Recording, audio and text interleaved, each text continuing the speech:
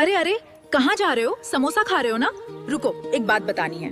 अब देखो, मैं तो एआई हूँ, पर इसकी कहानी सुनोगे तो रुक जाओगे। ये गरम गरम समोसा चटपटा हरी चटनी के साथ जब मुंह में जाता है तो मजा ही आ जाता है। आह, ये इंडिया में नहीं, बाहर से आया था। हाँ, तुम्हारा फेवरेट स्नैक इम्पोर्टेड निकला, फिर ये इंडिया आया और यहाँ आकर इसका पूरा मेकओवर हो गया। मेकओवर होने के बाद इसे ऐसे फोल्ड किया जाता है जैसे अंदर कोई सीक्रेट छुपा हुआ हो।